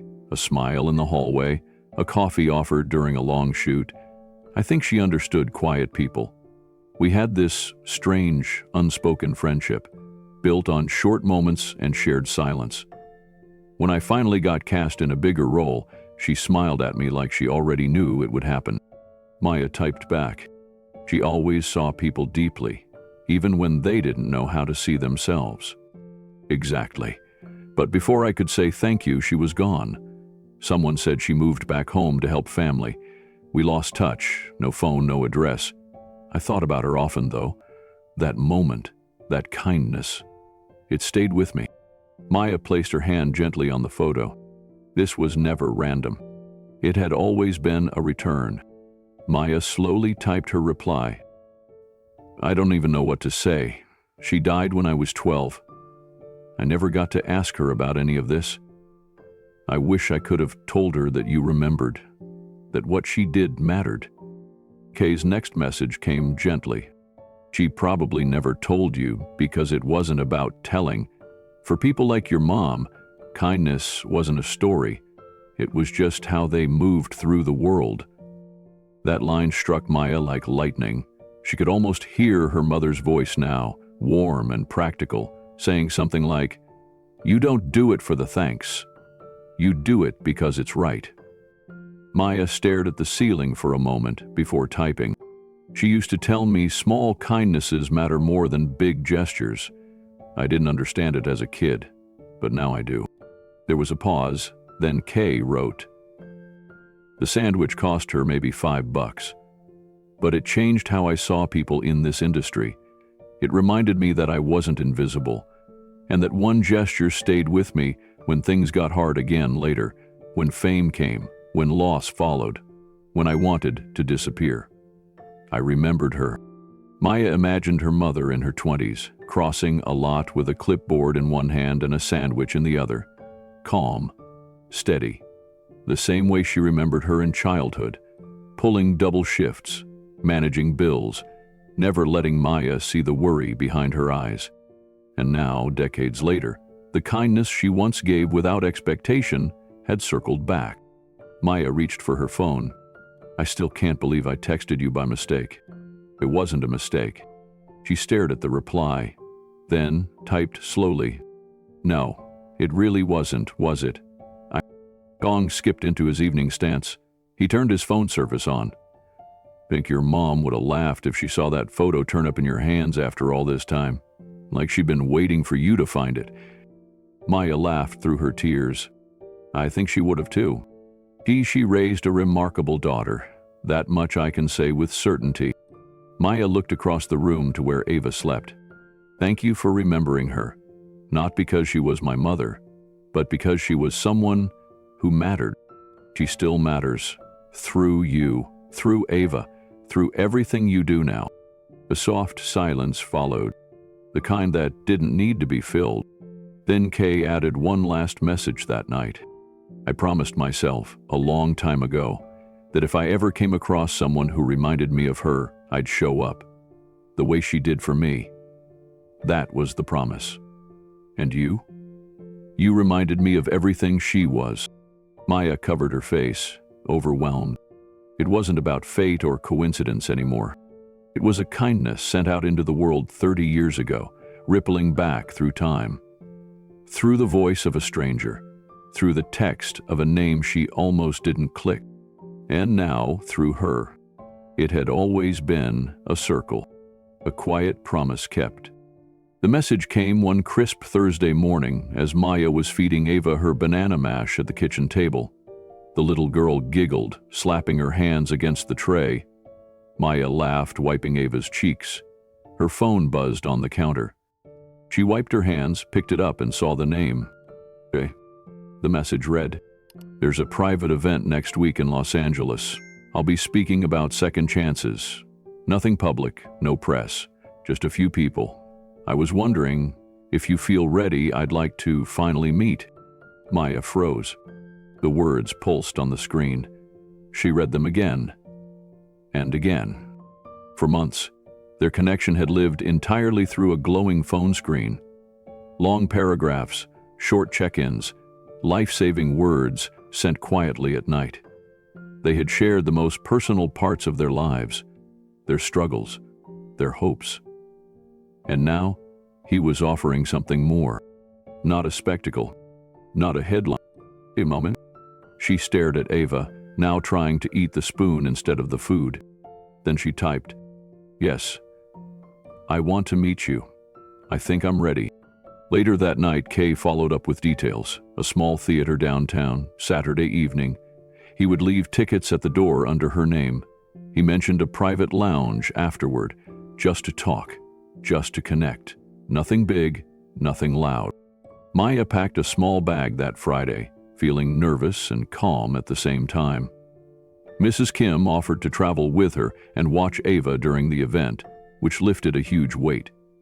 The train ride into the city felt surreal. Every mile closer felt like a step into the unknown, but also like going home.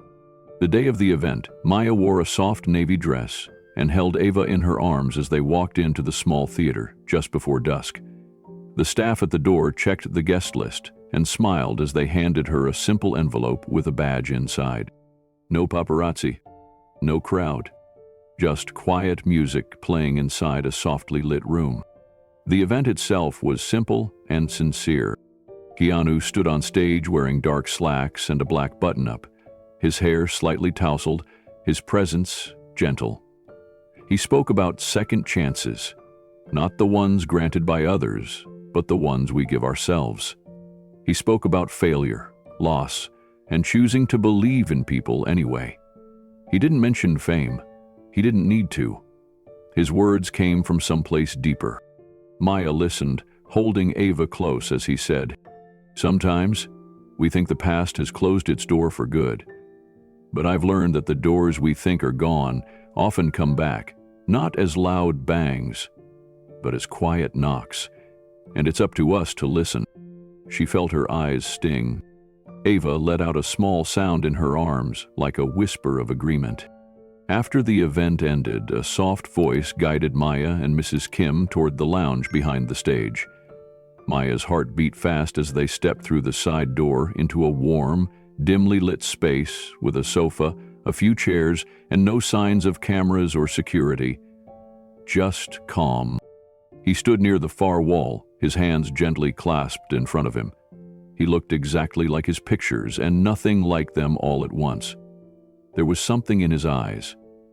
Softer, sadder, wiser.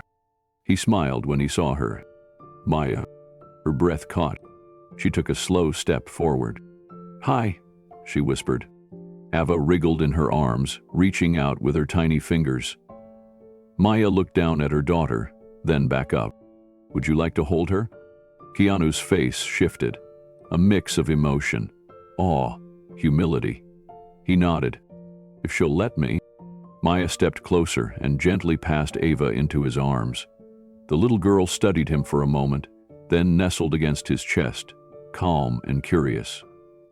Keanu held her with practiced ease, as if he'd done it before.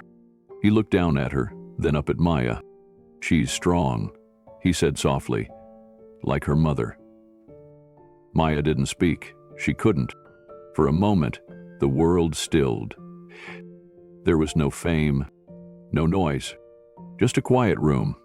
A daughter resting against the man who had once stood beside her mother decades ago. A man who had unknowingly honored a kindness from the past by saving her future. Keanu gently rocked Ava in his arms. "She has your eyes," he said. Maya smiled, wiping her cheek. "She has your elephant," she whispered. He chuckled quietly. That was a good choice. They sat for a while. No fanfare, just a conversation between two people who had carried one another through life without ever meeting. He told her more about the time her mother had helped him, how even years later he'd never forgotten the way she looked at him like he mattered, even when he didn't believe it himself. Maya shared stories about the early days with Ava, how terrified she'd been, how alone. Until that message. Until him. They spoke about grief, about grace, about the unexpected ways love keeps moving through the world. And when it was time to go, he stood and gently passed Ava back into her arms. The baby was quiet, her eyes droopy from warmth and calm. "Thank you," Maya said. He nodded slowly. "No," he said. "Thank you for reaching out. Even by mistake." She shook her head. "It wasn't a mistake." His voice dropped. "No, it wasn't." Outside, the night air was cool. Maya walked into it with her daughter and a sense that something old had been completed and something new had just begun. The following week, Maya received a small envelope in the mail with no return address. Inside was a single photograph. She knew it immediately. It was the same picture she had found in her mother's old box, the one of her mother standing beside a younger Keanu Reeves in a Hawaiian shirt. But this copy was clearer, newer, preserved. Tucked behind it was a handwritten note. "I kept the original all these years. Found it again last month after our first text. Figured it should live with the person who completes the story. Kate." Maya sat on her couch for a long time, holding the photo. The colors were soft. Her mother's smile was radiant. The man beside her looked just as Maya remembered seeing him that night in the lounge. Gentle, thoughtful, quietly carrying something too large for words. She read the note again, then pulled out her phone and typed, "You kept this? All these years?" The reply came a few moments later. "Yes. I didn't know why at first. I just knew I couldn't throw it away. I felt like I still owed her something. A kindness, a thank you, something." Maya's eyes filled with tears. "You didn't know who I was when I texted you, right?" "No. Not until you mentioned your last name. Even then I wasn't sure. But something in your words felt familiar. Like I'd heard them before, in a different voice." Maya pressed her hand to her heart. "It wasn't coincidence," she typed. "It was grace." There was a pause. Then came his reply. "I believe that now." They didn't talk every day anymore. Life had moved forward. Maya's job kept her busy. Ava was crawling faster, laughing louder, learning new sounds every week. But the connection remained. Every so often, Maya would get a short message from Kay, sometimes a photo from a hike, sometimes a quote from a book, sometimes just a simple, "Thinking of you and Ava today." Then, one morning, another message arrived. "I've been expanding my foundation's work with single parents. We're opening a new program focused on job placement and transitional housing. Would you consider joining as a volunteer advisor, just part-time to start?" Maya read the message aloud to Ava, who squealed in response like she understood. She typed, "Yes. 1,000 times yes." By the end of that month, Maya had added a new title to her growing list of roles: Volunteer Coordinator for Outreach at the Reeves Foundation's Single Parent Initiative. She spent her evenings helping organize resource packets, compiling listings of local shelters and childcare services, and connecting with other mothers who needed support.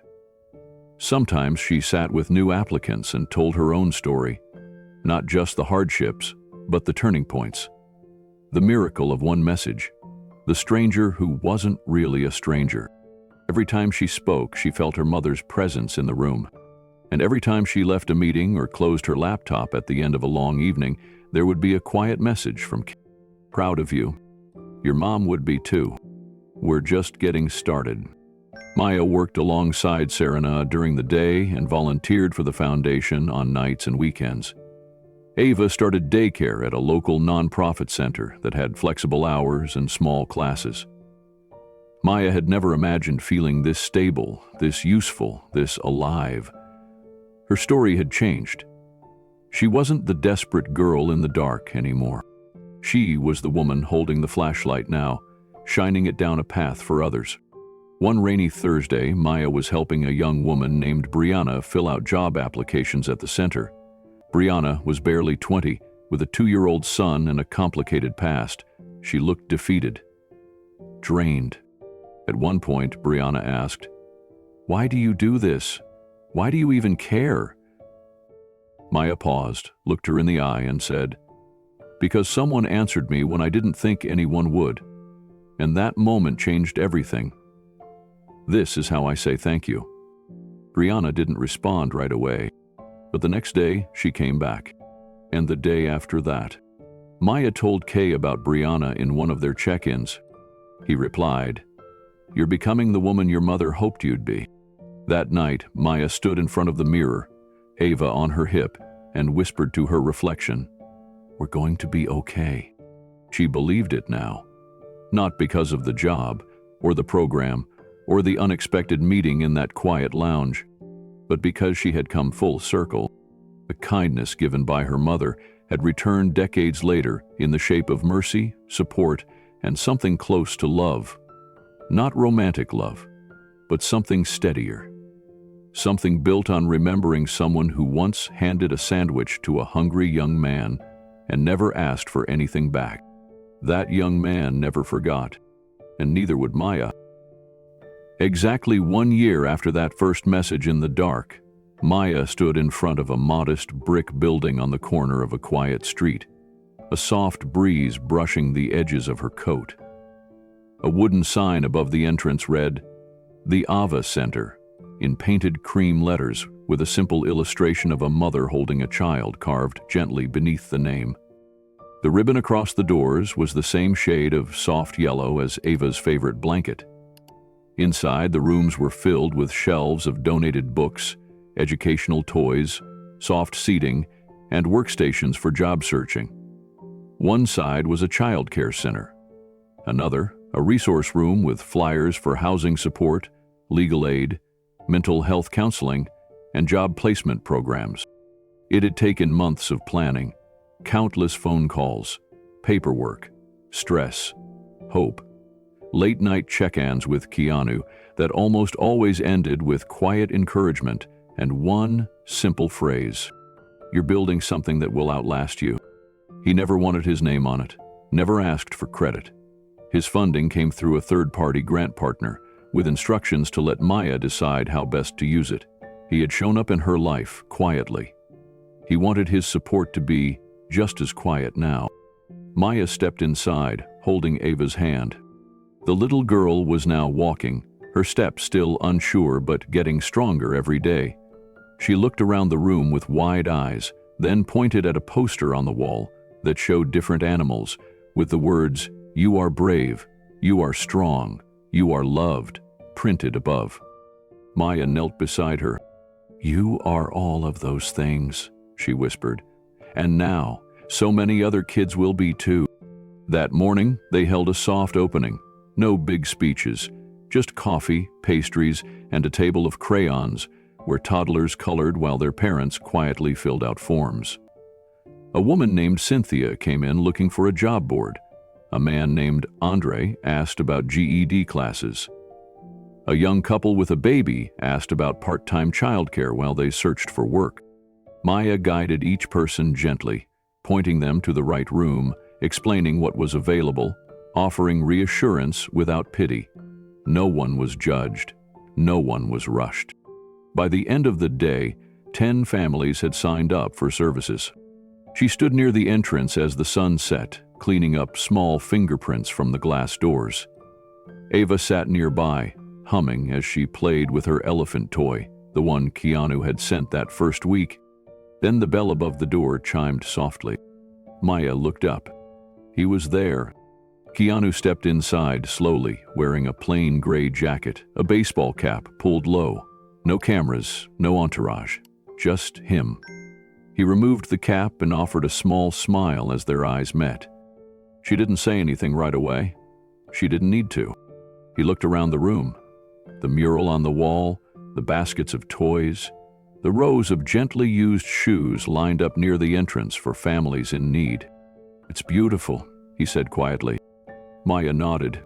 So many people showed up today, not just for help, but to offer it too.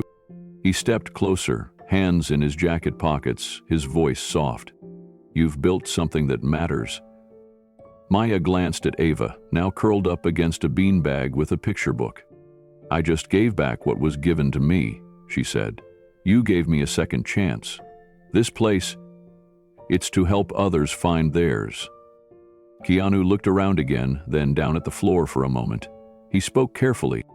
"You know, I used to wonder if anything I did off-screen would ever mean as much as what people expected from the movies.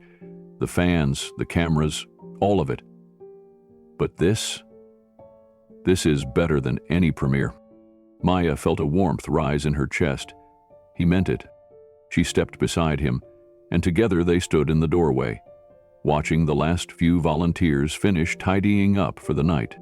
The room was calm now. Soft light spilled from the overhead lamps. The scent of crayons and fresh coffee still lingered in the air.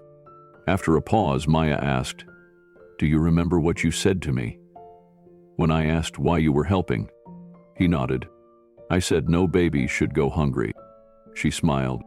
"You also said you were just paying forward a kindness, that my message reminded you of something you thought you'd lost."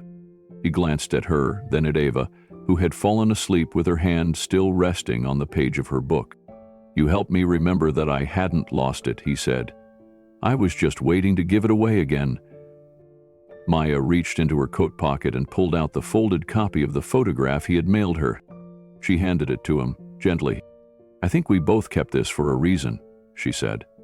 But maybe it's time we let it live in this place, where other people can see what kindness really looks like. He took it, ran his fingers along the edge, and nodded. I'll frame it tomorrow. They stood for another minute, watching the center fall into a peaceful hush. Then, as quietly as he came, Keanu turned toward the door. Maya walked him out and held it open. Thank you, she said. He met her gaze one last time. No, he replied. Thank her. It was late evening, long after the last families had left the Ava Center. The building sat in a warm hush, filled only with the soft hum of the central heater and the occasional creak of settling beams. Maya walked quietly through the rooms, making sure each light was dimmed and every toy returned to its place. Ava was strapped to her hip, half asleep, her thumb tucked in her mouth and her soft curls pressed against Maya's shoulder. The walls of the center now bore more than colors. They bore stories. A framed flyer hung by the door with a quote that read, "Sometimes the smallest gestures carry the greatest echoes." Maya had chosen that line herself. It was how she explained everything that happened. In her office, she sat at her small desk, with Ava now curled up in a sleeping nest of coats beside her. Her phone lay where it always did, screen facing up, the same cracked corner in the top right. It was the same phone from that night. She had never replaced it. She unlocked it slowly. The thread was still pinned. The message that had started it all still lived in her inbox. Please, I know we don't talk much, but my baby is hungry. I lost my job. I have nothing left. Could you help me buy formula? I promise I'll pay you back. I'm so sorry to ask. She had typed it trembling, ashamed, exhausted. She had meant to send it to Kevin, but instead, it had gone to a contact she didn't even remember saving. K. Reeves. She'd read that message back hundreds of times over the past year. At first, it had reminded her of despair. Then it reminded her of grace. And now, it reminded her of everything that had come after. She remembered the response. I think you have the wrong number, but tell me what you need. Tears filled her eyes as she whispered the words aloud. You didn't say, who is this? You didn't say, good luck. You didn't ignore it. You answered. She scrolled slowly through the messages that followed. The $300, 0 cents. The question about the store address. The laptop arriving with the note. The first photo she'd sent of Ava smiling with a full belly. The conversation about her mother. The photo. The revelation. The promise kept. Maya looked at her daughter now, sprawled like a starfish on the cushion pile, breathing softly. Ava had no idea how many lives she had already changed just by being born. Maya whispered into the quiet. It was never just about formula, it was about hope. She thought back to the morning after Keanu had replied for the first time. That feeling of fear, followed by something so unfamiliar it nearly scared her more. Relief. Not because someone was coming to rescue her, but because someone saw her, not as a failure, not as a burden, as a human being worth helping. That was the thing she never forgot. And it was the one thing she told every parent who came through the doors of the Ava Center. You are worth helping. You are not the sum of what you've lost. You are still here. That's enough. She scrolled through more messages, now smiling. The one where he asked about Ava's favorite snacks. The one where she told him Ava had taken her first steps. The video she sent of Ava dancing in a diaper to music in their living room. His reply had just said, that laugh just healed something in me. And Maya had known then. It wasn't just a one-way gift. They had helped each other. That was the real miracle. Keanu's words returned to her. You weren't asking for fame, you were asking for food. And yet, what he gave was so much more than either. He had given her the chance to build a life. She thought about the faces she saw every day now. Mothers folding applications with shaky hands. Fathers apologizing for asking for diapers. teenagers holding newborns and pretending not to cry when they were told they didn't have to leave after 10 minutes. Maya always told them the same thing. This place started because someone believed I mattered. She scrolled to the last message she'd received from him a few days ago. "Proud of you" doesn't even begin to cover it. She had replied simply, "Thank you for seeing me when I couldn't even see myself." She placed the phone on her lap and looked up at the wall across from her desk. There was one more photo there now, hung just that morning, her mother, Keanu, and beside it, one more picture, Ava, standing at the grand opening of the center, clutching a balloon and smiling with her whole face. Beneath it, in small script, "Named in honor of the girl who taught me how to start again." She whispered aloud, just to herself, as Ava stirred gently in her sleep. "I used to think everything that happened to me was because I'd made one wrong choice after another." She paused, but it turns out the wrong number wasn't wrong. She stood slowly, picked up Ava, and held her close. In the mirror behind the desk, she caught her own reflection. Older, yes, but not worn down. Stronger, calmer. Rooted in something she hadn't known she was searching for. Belonging. Outside, the streetlights flickered on. The Ava Center glowed quietly from within. A place built not out of pity, but out of a promise that had lived in someone's pocket for decades. A promise returned through a cracked phone screen and answered in love. Maya walked to the entrance, flipped the sign to closed, and turned back to take one last look before shutting the door behind her. Tomorrow would be another day of small things. Handing out warm coffee, sitting with someone who just needed to talk, playing peekaboo with a baby while their parent filled out a housing form. But those small things had become everything. She reached for her keys, but paused, phone still in hand. She opened the message thread again and typed.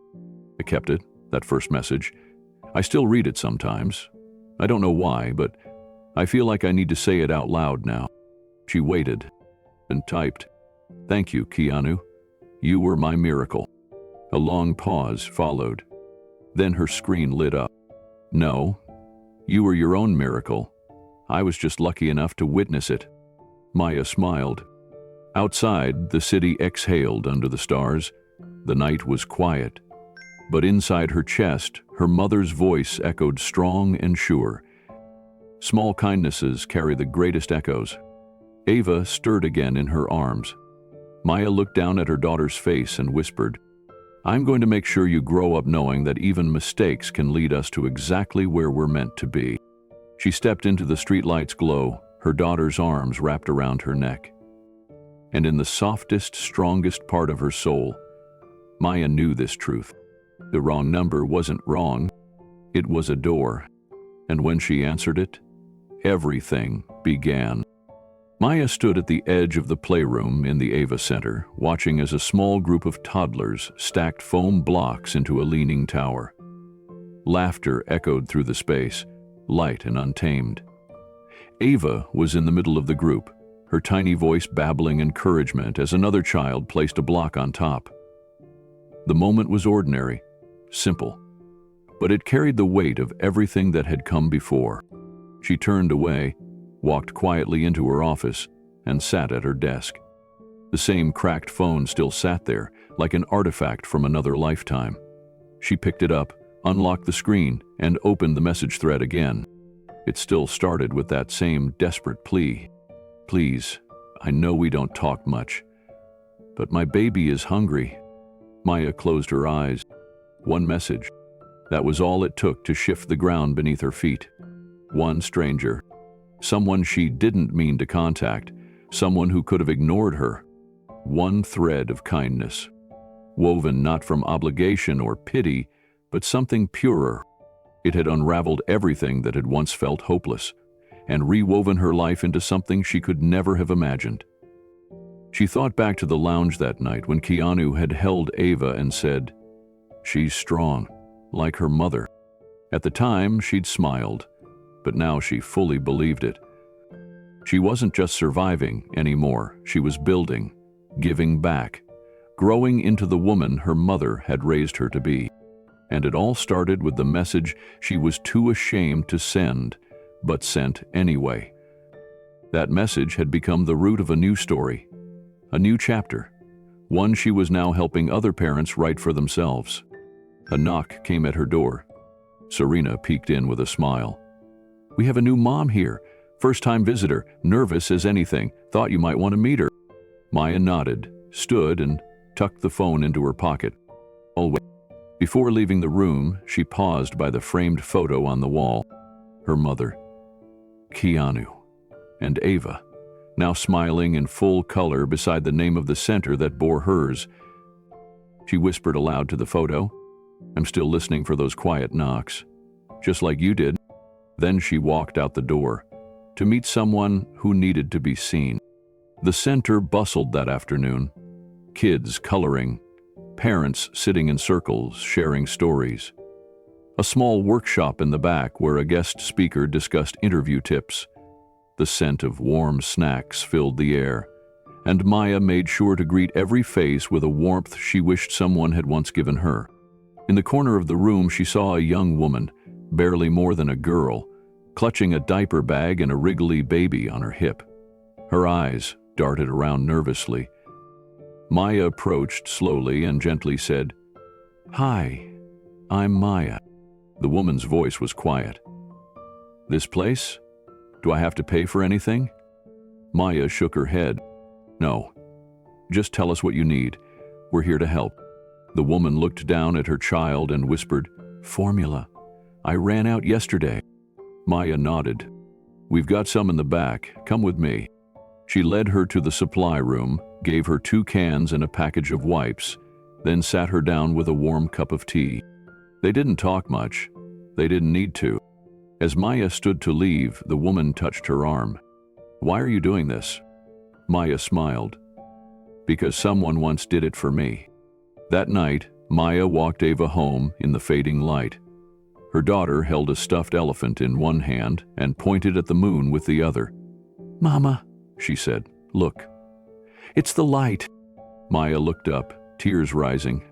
"Yes, baby. Sometimes your light comes from the most unexpected place." Back in their apartment, after Ava had fallen asleep, Maya sat on the edge of her bed and opened her phone one more time. She reread Keanu's last message. "You were your own miracle. I was just lucky enough to witness it." And then she began typing something new.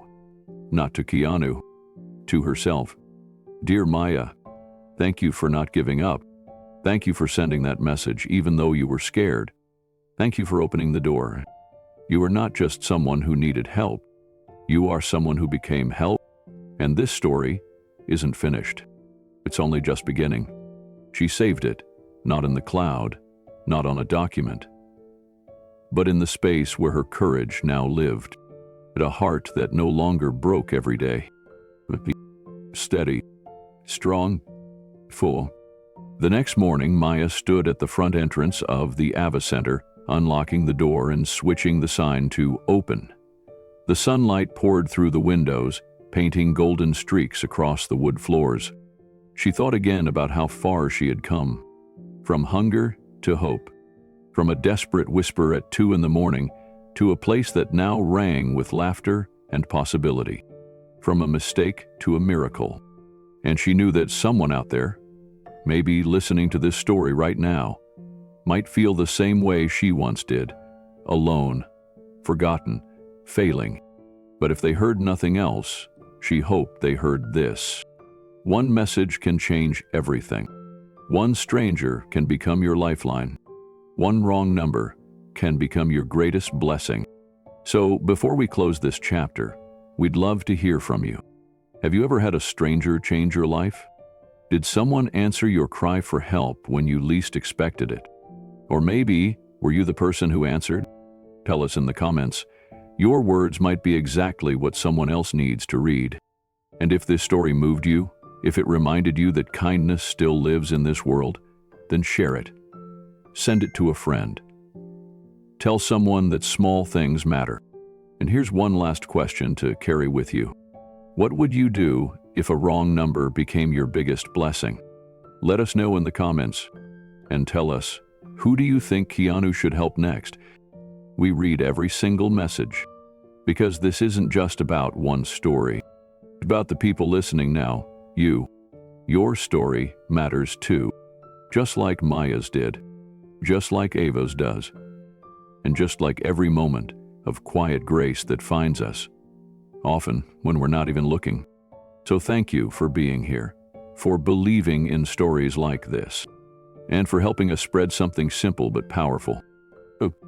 Because no matter how dark it gets, sometimes your light comes from the most unexpected place.